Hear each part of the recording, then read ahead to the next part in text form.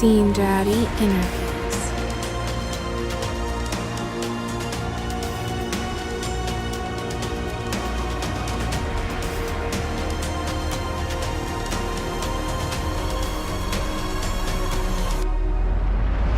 Welcome everyone to Scene Daddy Interviews. My name is Ian and I am very excited because tonight on the phone I have Corey of Windwalkers. Corey, man, how are you doing today?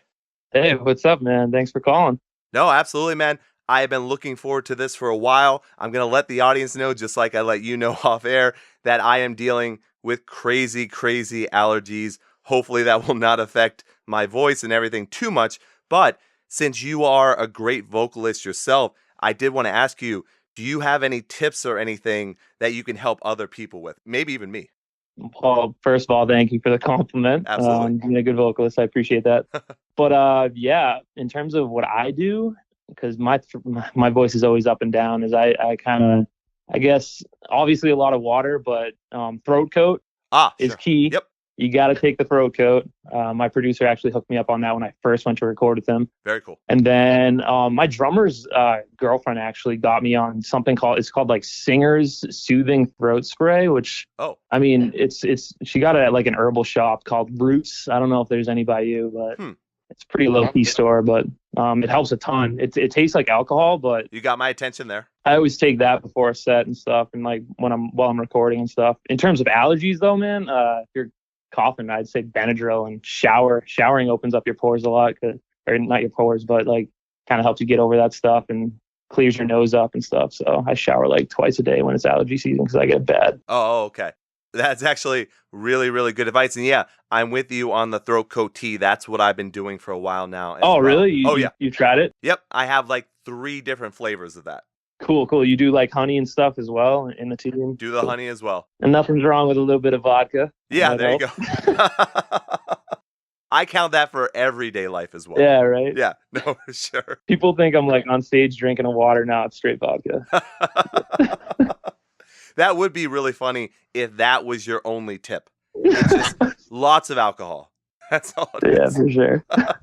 Well, man, we have a lot to talk about. I did want to obviously go through that because I know everyone's dealing with a lot of allergies and whatnot, but we definitely have to talk about the brand new track, Face My Fears. That's a big one. I can't get that song out of my head, man. Dude, I mean, I appreciate it. Like when I first heard it, because it's obviously, it's a cover song.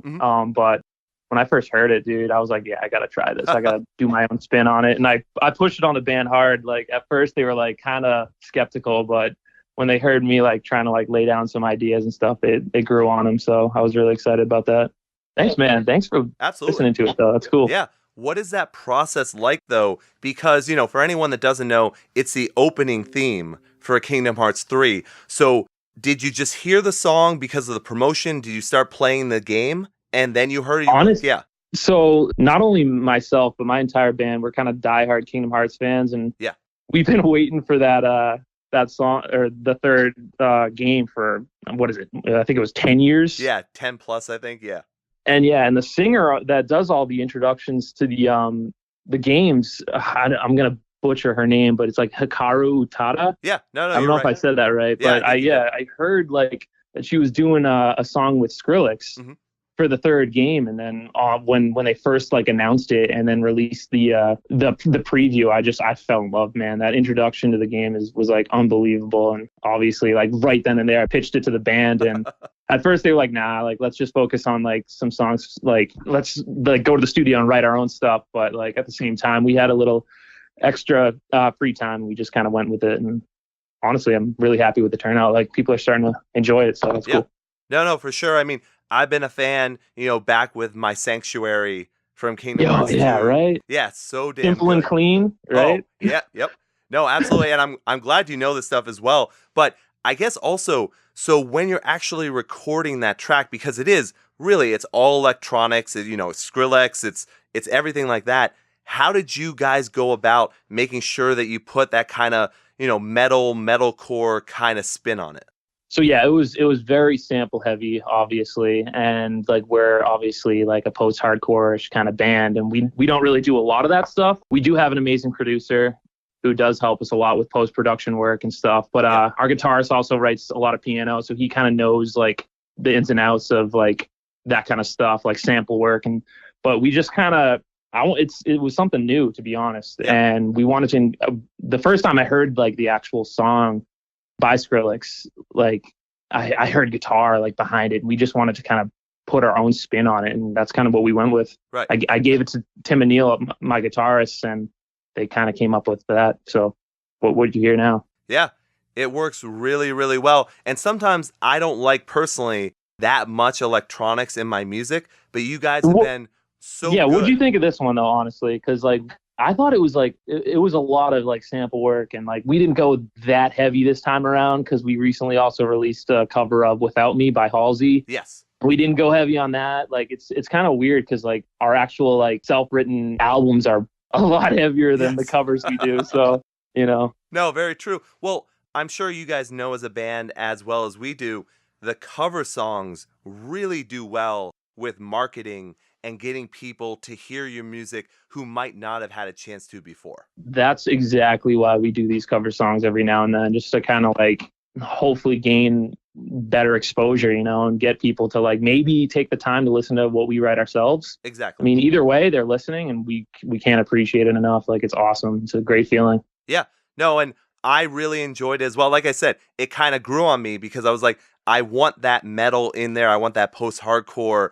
And then you get it, and you're like, oh man, I'm going to play this multiple times to hear, you know, that layering. I appreciate that. Yeah, absolutely, man. You guys did a fantastic job on that. But like I said, that also opens, you know, people up to your previous work as well. And that's where we talk about The Lost Boys, which is also another really, really great album that I didn't get a chance to hear until pretty recently. And that one, front to back, is really great. Can you tell me about some of the writing process from your previous EP? So yeah, man, The Lost Boys is essentially an accumulation of like songs that we've written over like kind of like a long period of time. Mm-hmm. But like conceptually, it's kind of about like mishaps in my own personal life, at least lyrically. Mm-hmm. The writing process though, geez, our band used to be called Atlas. Right. And we've kind of expanded and like tried out different people and came up with the five we have today in the band. But right. But yeah, we took some old songs from our old band Atlas and we brought it over to this album just because it kind of like it was all about my personal life and like the dark days and like some fuck ups and shit, mishaps, sure. And some optimism, not a lot, but yeah, we kind of like tried to make it a semi-conceptual album. Mm-hmm. But yeah, it is what it is, you know? Does some of the concept come from the like movie references and book references and pretty much entertainment references that you make in a lot? Not only the album title itself, but then also, you know, the track names as well. So that's kind of like a little bit of everything. Yeah. Some of them I like to put little, like, I guess witty little spins on the titles, but other ones just don't have a ton of, like the whole Blow Me to Bermuda. Sure. That song name's like kind of from The Sword and the Stone, an old Disney movie that we were really into growing up. The Lost Boys, the album name itself is actually not from the vampire movie The Lost Boys, but more actually the Lost Boys from Peter Pan. Sure. A bunch of like kids that kind of got together, didn't really have any families, and just kind of went through struggles together and fought the pirates and shit. But no, that makes sense. And actually, I see a lot of references. I'm assuming, are you also referencing Hook a little bit with that stuff as well? Yeah, yes, sir, we are. And we have an acoustic album. I don't know if anyone's heard it or if you've heard it before. It's called Tiger Lily. Yep. Which is another reference to the Lost Boys and stuff. So yeah, you mentioned crowing in a couple of your Kid tracks. Can't Crow. Well. Yep. The intro to the album is Kid Can't Crow. Yep. Very cool. That was from Hook. Right from Hook. Yeah, love that movie. Oh, for sure. R.I.P. Robin. Right. Exactly. Yes, Rufio. Rufio. I can't help it. Anytime I hear it. But I do have to ask, I actually brought up something that I did want to talk about. So I have heard Tiger Lily, and I've heard the Shadow Thieves before as well. So Tiger Lily, though, they have it as your very first release. Is that true? Yeah. So actually, that was an album we wrote while we were Atlas. Okay. So I know it's kind of confusing, but the Atlas days, we didn't have our drummer Ethan, and when we changed the band name, I'm going to kind of digress a little bit, sure. but we changed the band name because there was like an Atlas in every fucking state, and it was almost impossible to like get our name out there. For sure. And then when we went to record our first EP with Joey Sturgis, I'm name dropping right now. Sorry about that. Oh no, do it. But we went to go record the Shadow Thieves. The first thing he said to us, he advised, was to kind of like maybe try an alternative route in terms of band names. And we had a couple in mind, and we all voted, and we kind of all fell on Windwalkers. So sure. And from there, I know like Tiger Lily was initially released under Atlas, but we decided to re-release it because it meant a lot to me, and it was something different. Right. You know, it's an acoustic album, and obviously it doesn't really sound much like the Lost Boys, but no, for sure. You know, I kind of we like trying different things, you know, like the Face My Fears was kind of like a sample heavy, like techno-ish heavy song. And then we have an acoustic album. We've been working on another acoustic song. And I can't say too much about it, but we're just trying to show like at least our versatility, you know? Right. And I would say if we go back to the Lost Boys as well, your versatility is there in that album, because when I listen to you guys normally, I'll say you're more maybe on that progressive metal kind of side. But then, you know, almost halfway through that album, you'll get a track like New England Palm Trees. Yeah. You know what I mean? And that's got that like pop punk tinge to it. And then Just Let Go, I believe is the name. Or This Just In. There we go. This Just In. Yeah. That track. Yeah, no, for sure. It was weird.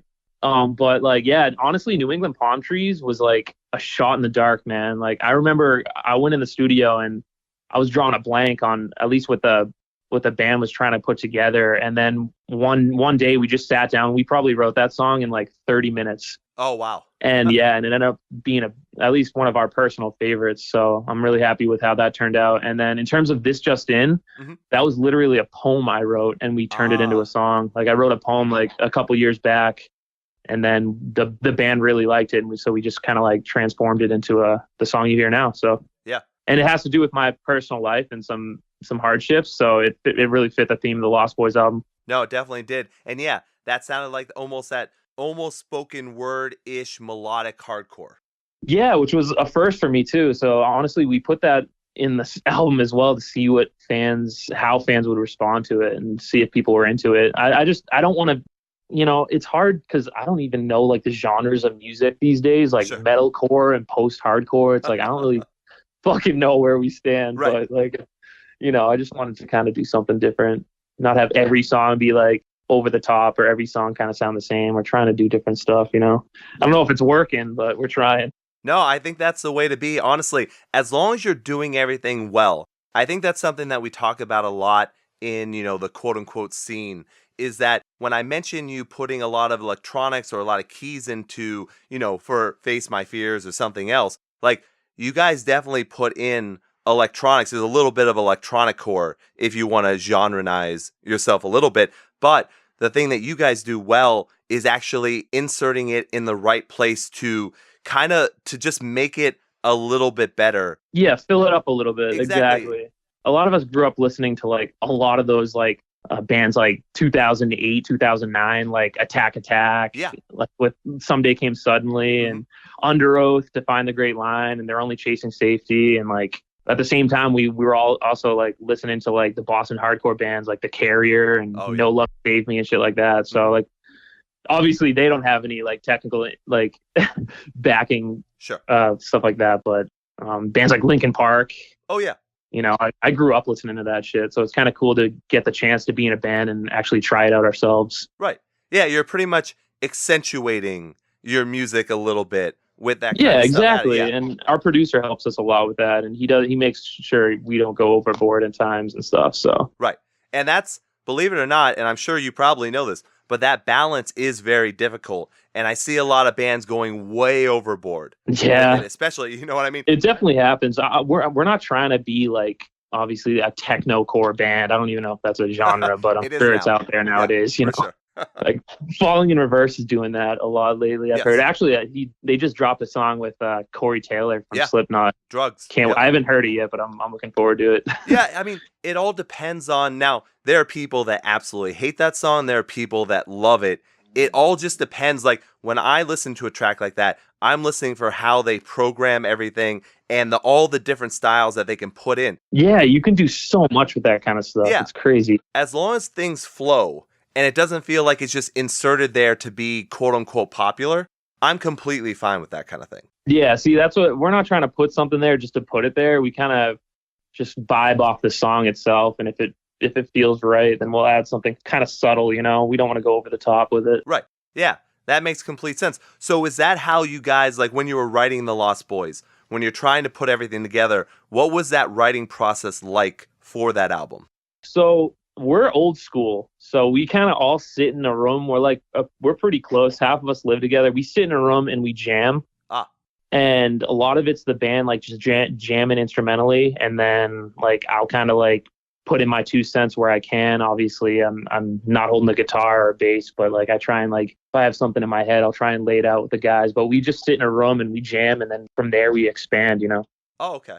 The lyrical process is something that I kind of like take on myself, and I kind of like write over time, and I'm a nitpicker, so it takes me a little while to write my lyrics, but I get it done when push comes to shove. Ah, okay. So you're like a constant writer over a period of time. Yeah, for sure. I mean, writing lyrics for me has kind of always been really personal, I guess. I don't have a journal or anything, but like my book of lyrics certainly feels like one from time to time, because like a lot of it's like kind of like it starts off like as raw and emotional, like a way to vent, you know. Yeah, for sure. But after I like calm down, when I'm in a mood, I kind of go back to it, you know, because dude, we're all like up and down with like our emotions, and that's why I'm kind of grateful I have this band, because I have the opportunity to like kind of like sit back and like vent lyrically, and then kind of perform it on stage and like let it all out. It's awesome, dude. Thank God for this band, man, because I'd probably be in a ditch somewhere. That's the unfortunate part, but also the great part about that as well. So yeah, so when you do these songs live, it's more of a cathartic experience where you're not rehashing or feeling sad anymore, you know, whatever it is, you've actually worked it out, and now you get to vent over and over again, basically. You know, sometimes it's kind of ironic in a way, because I'm writing these songs about people I wish I could forget or things that I could change, but at the same time, like, that's why I love playing shows, because sometimes I'll be emotional on stage, and sometimes I'll be over the top emotional. Like sometimes a song will hit me like a ton of bricks, and other times I'm just like looking at my fans, like, or fans that we have, like, and they're like screaming the words back in my face, and they're feeling it as much as I am. And it's like, that's the beauty of music and performing. It's awesome. No, absolutely. That's why I do it, to be honest. Cause like, and that's what's good about the future is like the Lost Boys was really dark, and like I guess I felt really isolated in the writing process, but then like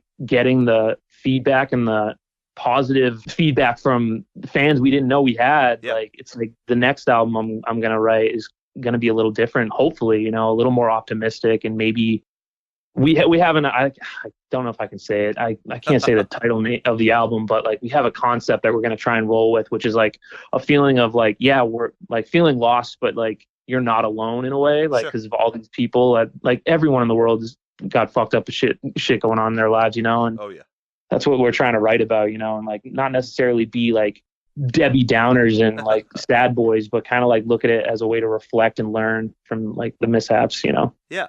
I'm rambling. Oh, no.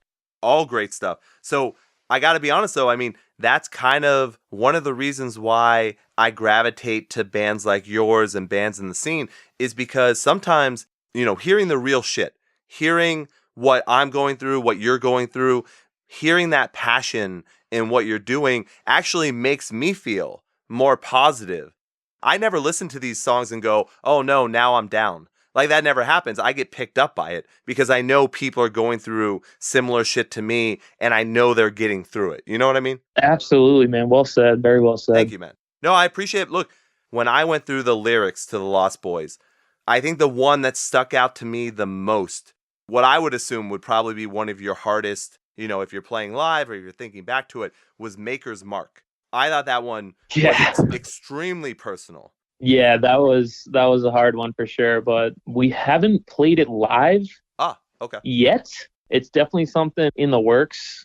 But yeah, that was a rough one to write. I don't want to like get into specifics with like honestly just people listen to it, and like, I mean, it's a specific song. Yeah. But like at the same time, I like people taking away what they want from the songs. Yeah. But yeah, that one was a rough one for sure. Yeah, I'd imagine. But that's the kind of thing that I think, especially your audience, is going to enjoy. People in the scene that are listening to it, I think that's what we normally gravitate towards. So that is very cool. And if anyone can like take what they want from it and like just like relate, please, by all means, like connect with the music, because that's why we write it, you know. Right. Like it's raw and emotional at times, but I mean, I listen to music like that. I gravitate towards that stuff too, you know. It's like I appreciate that. Anyone that takes the time to like listen and connect with our music, like I honestly, I didn't really think there was anyone out there, and like just the messages that I get every now and then, it makes me push through the next day. You know, it's awesome. Yeah, it's a beautiful thing. No, and it's also great when you talk about, you know, making it kind of a concept album, and then the next music you're working on, making it a concept album. It's good. Yeah, the next album, I'm trying to make it post The Lost Boys, if that makes sense. So The Lost Boys was like an accumulation of all kind of like my mishaps over the years and like growing up, and like I kind of home in on the negativity a little too much, but that's always been a problem of mine. But I don't know. I just the hard times stick with you more, at least me personally. For sure. You know? Yeah. No, I mean, I think one of the most cliche things you can ever say to someone is you should be living your life without regret, or never think back on, you know, the issues or mistakes. Yeah, because you grow from them, man. Yeah. Like that's what I'm doing. Every time like I listen back to these songs, it's like, wow, those were hard times, and I'm still kicking, you know. I'm still writing. I still have support, you know. Exactly. And I think that's how you have to look at it. So what I like about, you know, this concept, what it is, possibly what the next concept will be, is that not only can you follow the concept from start to finish, but to be able to compare my life, or to actually work off of the things that you're going through and compare them and contrast them with my life, if that makes sense. Dude, honestly, if anyone can do that, that would mean the world to us. That's why we're doing this, you know. Very cool.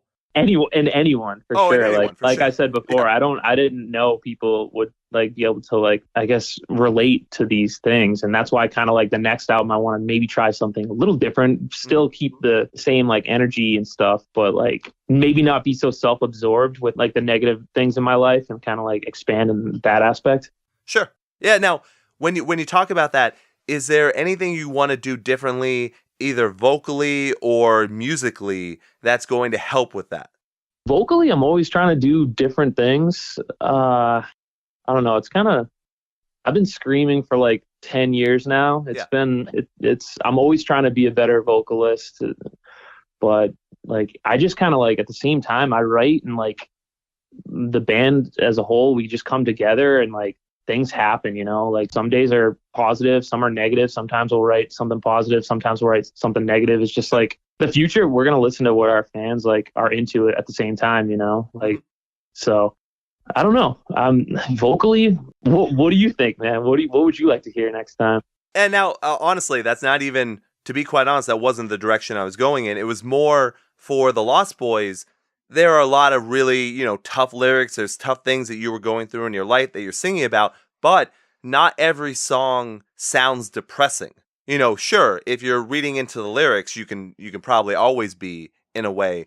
But when you know, we talked about New England palm trees, and, you know, there are other tracks where when you add in some of the electronic core elements that you're adding, they don't actually sound negative. They sound a little positive as well. So that's the only thing I was asking was, for the next album, do you plan on doing that kind of thing at the same time? Yeah, definitely. Dude, I appreciate all the compliments, by the way. Like, sure. It means a lot. like it just blows my mind, you know, like that people are actually listening to our stuff. So thank you. But yeah, the future, I mean, I want to kind of try and I want to do the singing and screaming. I just want to keep trying to expand the best way I can. I've taken lessons. I've watched like the Zen of Screaming by Melissa Cross. You know, I've done that. I think she actually just came out with a new video I gotta step on. But oh, I didn't know that. I'm also looking into, a buddy of mine just started his own company called Extreme Vocal Institute, and he's one of the most like talented vocalists I've heard, like coming out of Massachusetts, and he's the sweetest dude in the world. And I'm gonna probably take some lessons and try and expand my voice the best of my abilities, you know. Yeah.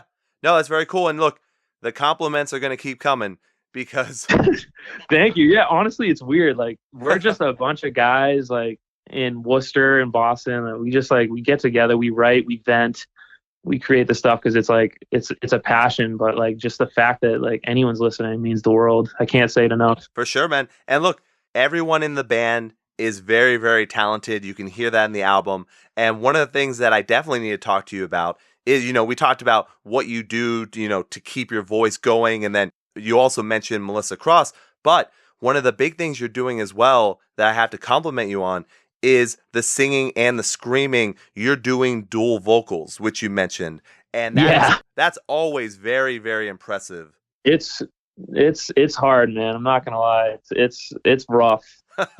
Especially like in terms of like, we're actually trying to like make sure we're tight in terms of like, because we have tours like in the works right now and stuff. So like transitioning, like one set is one thing, but like doing that like every single night, it's gonna take some stamina, man. And like I said, I've been doing this for 10 years, so I hope I haven't reached my peak yet, but it's not easy for sure. But my my bassist Craig, he does a lot of backup screaming, which helps me a ton. Okay. And we have backtracks. We're not gonna go backtrack heavy, but sure. My drummer's gonna try and help me maybe on some singing lines, because this album's definitely a mouthful. But we just write the music, and we try and perform it to the best of our abilities. Right. Yeah, it makes sense that while you're in the studio, you can track whatever you need to. You can layer things so that it works, because there are a lot of transitions there. Your screams, your low lows, and then you've got your higher clean vocals as well. Yep.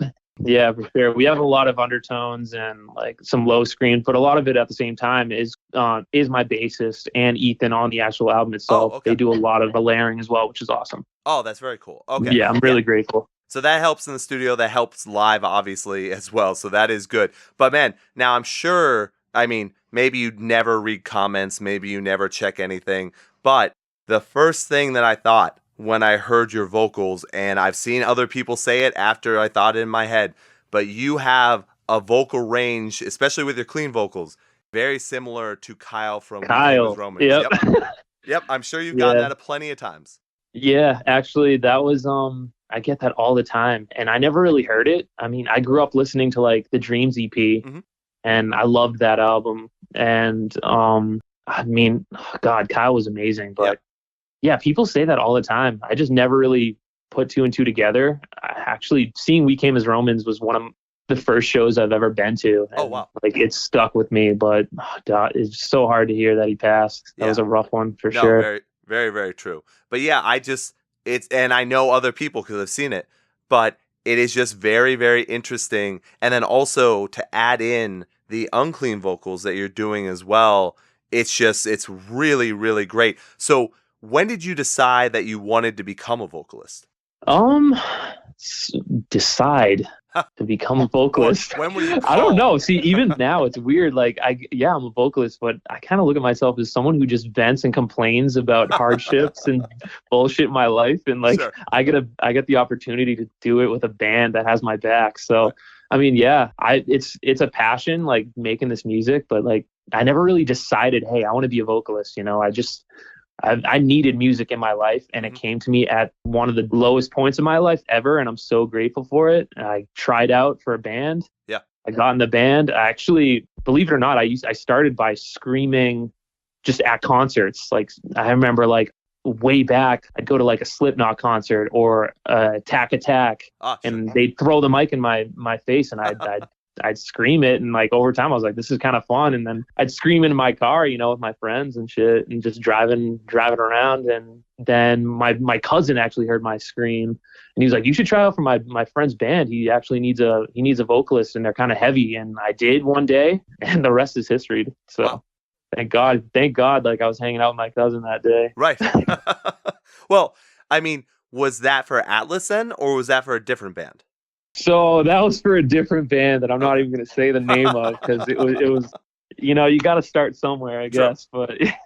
But no, I actually, in that my old band, I opened for Atlas. Ah, okay. At a local show, a local venue. Like, Tim, my guitarist, and Neil, they were in Atlas, and they had a vocalist, one of my best friends still today, Brian, and They headlined a local show, and we were the opener. You know, we had like 3 songs, and that was the first time I ever performed, and it was a nightmare, let me tell you, because the hardcore scene around here was pretty brutal, and we weren't necessarily hardcore. Yeah, it still is. Yeah.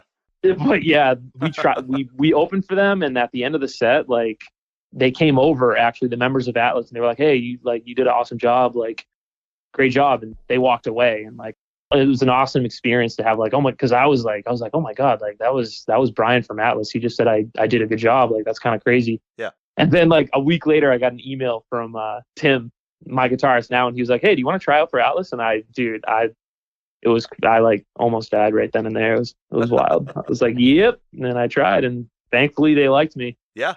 No, absolutely. Dude, yeah, I didn't think it would ever happen, but here we are today. Yeah. Still playing together 8 years later. Wow. No, that's impressive. That really is. So I did want to ask, I mean, you've mentioned, being in Boston, being in Worcester. So the scene is a little segregated in those areas. Obviously, you have the hardcore community, and then you have a lot of different, subsets of that. Yeah. What has it been like? Like, how is the scene for what you're doing? Is Massachusetts nurturing, or is it something completely opposite? It comes and goes in waves. Like the Worcester Palladium, I don't know if you've ever heard of it, but that is a venue that is, dude, it puts on amazing shows and stuff. But Boston, dude, I don't know. Like, it's great. Like, our friends, the bands that we play with, and like, we kind of like stick with them, but we're trying to expand. We've been trying, I think lately it's been picking up. Okay.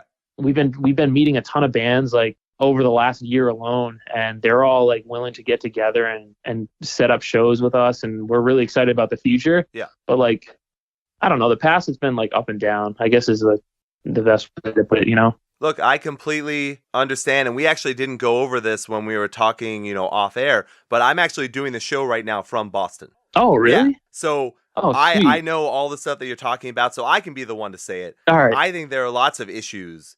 And I think that's why I was kind of asking, because I like talking to, local Massachusetts bands as well. For me, I think the weirdest thing, especially as a fan, as a person that goes to live music, the tough part, and obviously, I'm sure there are many, many people listening that can kind of, they can compare this to their own place where they go to live shows. But one of the things that I think, have an issue with is Boston doesn't have that many venues where people can come in and play. And for me, almost all the shows that I want to see are out at the Palladium. Yeah, no, for sure. Yeah. And isn't that kind of weird? You would think that Boston would be the main draw. It would be the main attraction. Instead, they're trying to get people to come out of Boston to drive to Worcester. Yeah, we're actually, honestly, we're in the works we're doing a tour right now, and we were having that same problem, like, because like Boston, there's not a huge selection to choose from. And I mean, we were planning on playing in Boston, but then we just kind of figured like maybe the Palladium would be a better option, right? Because like the pull there is always great, and the support at the Palladium is actually a lot more positive than other venues, sure. So. Yeah. But then also I've noticed, and I'm sure you have too, a lot of bands are making that extra drive to New Hampshire, which was never happening before. Yeah, whereabouts in New Hampshire? The big one is Bungalows. Oh, dude, yeah, we just played there. That place is awesome, dude. But I would have never thought that. Like, why would you think that in order to see bands like you guys, and I mean, they have big time acts, why would I have to drive from Boston up to New Hampshire? Like, that just doesn't make any sense. For sure. Maybe, dude, if you're in Boston right now, like, start something up, dude. I've tried. I know, believe me. Help us out, bro. I have to work from podcasting to, band management to actually promoting and opening up a venue. Hell yeah, dude. Besides that, let's talk about the future of Windwalkers, because, we've got the Lost Boys, which came out last year. So There's always like a little cycle that people go through. You're putting out, you talked about an acoustic track. You just put out Face My Fears. Are you going to be doing a full album? Are you releasing singles over a certain amount of time? Do you guys have an actual timeline of when you guys know you want to put something out? We're actually making the timeline now. Okay. So we have a couple songs recorded. We recently got a manager, and he advised just maybe doing a couple more singles before we actually like write a full album. Okay. So like we definitely have stuff in the works. Stuff is written. Stuff is ready. But we kind of also want to get on the road. Right. we're trying to get some tours in under our belt, you know, and like kind of go down that route for a while. But yeah, we're definitely in the writing process. In terms of an album, I'm not sure if I can really confirm anything right now, but new material is coming, and it's going to be coming soon. So yeah, and that's fine. Now, talking about touring, are you looking to set up, you know, different live shows, kind of like what we were talking about before? Are you looking to do an actual tour where you leave the East Coast? Yeah, we are obviously really trying to go to the West Coast. Just anywhere that's willing to have us, you know. Yeah, like we'd love it. That opportunity would be wild. We kind of want to start with the East Coast and work our way out. Sure. You know, expand from there. Which right now we're working on a couple East Coast runs. Okay. So in terms of like expanding more towards the West, that's to be dated, I guess. Who knows? Yeah, hopefully. And we're trying. Oh, for sure. And I know that you also won't want to go into, you know, the names of bands that you've been talking to, but are you a band that likes to tour because you have so many genres that you put into your music? Are you looking to tour with bands that are completely different from you? Are you looking to tour with bands that are on the same kind of like metalcore, post-hardcore, like that kind of style? Honestly, like the opportunity to just tour with anybody would go a long way, but I don't know. Like we're pretty open to the idea of playing with anybody willing to play on a stage next to us, you know, like support us. That's awesome. And support these bands, like any genre really. But I mean, maybe in terms of pull, it'd be a better route to do something other bands more in our genre of music, you know? Okay. All right, Corey, I know we wanted to discuss a little bit about, you know, future plans, so I'm glad we were able to talk about that. But now it's about time to end the show. So I wanted to once again mention how much I enjoy your music. People can go out and listen to Face My Fears. Obviously, we talked a lot about that. And then everyone, make sure you go out and check out the Lost Boys and really everything Windwalkers have done. Make sure to check out if they have touring, because I definitely need to see you guys live for sure. But until then, Corey, what is the best way for people to support you? Honestly, just listen to our music. Any support means the world. Like I can't tell you. I really appreciate this, Ian, and thank you, Scene Daddy, and to all of our fans, a big thank you. Because to be honest, we didn't really know we had them until recently. So I really appreciate all of you. And if anyone wants to talk to us, anyone wants to shoot us a message, anything, just feel free. Like we have our social medias online. Like it's not that hard to find us. We're not Atlas anymore. So right. So come talk to us. Like we love meeting new people. We don't have many friends and we love to make more. So feel free. No, I totally get it. And we will have links in the description of the episode to make that even simpler for people. So everyone, make sure you follow Windwalkers. Take a listen to everything they've got. And man, Corey, I'm so happy, you know, even with all the allergies and everything, I am so glad that we were able to do this because I am. Yeah, dude, you didn't cough once. You nailed it. You did awesome. Did so good. But yeah, man, I am a big fan. I know Scene Daddy is as well. So this was really very cool. And I'm looking forward to having you back on the show, man. Awesome. Looking forward to it too. Thank you. You've been listening to Scene Daddy Interviews. Thank you all for listening to Scene Daddy Interviews. Make sure you support the artists we featured by checking out the summary of the episode. Also, for all your scene news, reviews, and memes, make sure to follow Scene Daddy and Ian Hates on Facebook, Twitter, Instagram, and don't forget to subscribe and rate Scene Daddy Interviews on your favorite podcast listening app for more great artist interviews in the future. Stay seen.